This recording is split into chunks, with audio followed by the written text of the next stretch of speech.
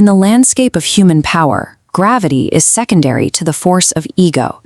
It is the biological drive that pushes an individual to work their way out of generational poverty, and it is the same mechanism that causes them to permanently cut off a lifelong friend over a single betrayal.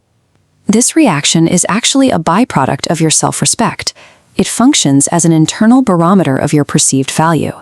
Your ego is hardwired to activate the moment your value is ignored, your potential is mocked, or a close confidant breaks your trust.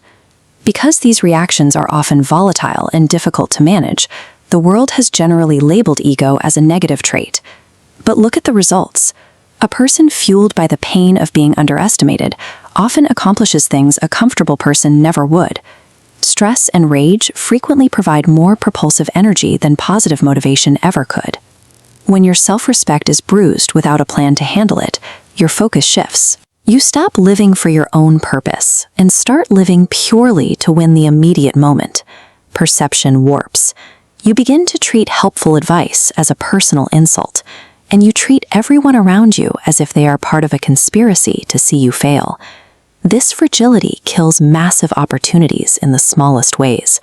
A friendship or a business partnership dies simply because you refuse to be the one who sends the first text or offers the first apology. The practical result is that your personal growth stops. If your ego convinces you that you already have all the answers, you stop asking the questions that lead to development. You might win a petty argument by refusing to back down, but you sacrifice the broader trajectory of your life to do it. This raises a possibility. Can the volatile energy of a bruised ego be engineered and redirected into a constructive fuel? Consider the magnitude of the force required to destroy a person's life from the inside.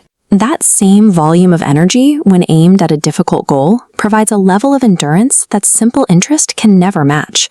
Standard motivation disappears when you're tired. Ego, however, acts as a secondary engine.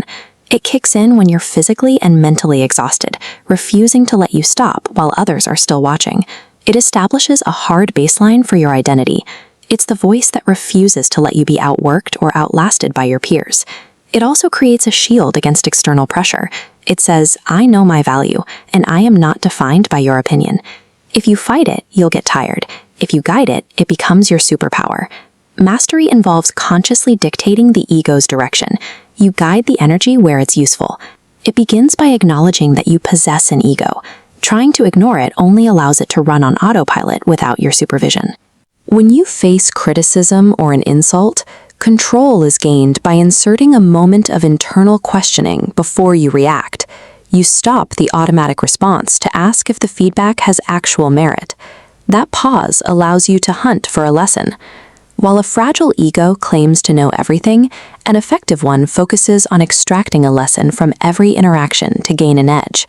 This shift turns truth-tellers into diagnostic mirrors. Their feedback provides the objective data you need to fix the mistakes you can't see yourself. You can eventually reach a point where silence becomes your greatest tool.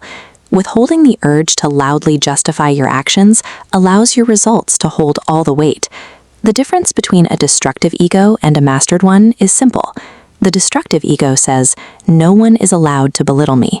The mastered ego says, I am strong enough to bow down and learn. Life will test this framework constantly. It will happen when you are insulted, and it will happen even more aggressively when you succeed. Your ego functions as a variable multiplier. You are the only factor that determines if it multiplies your failures or your successes. Take control of this force. Transform from a victim of your own pride into a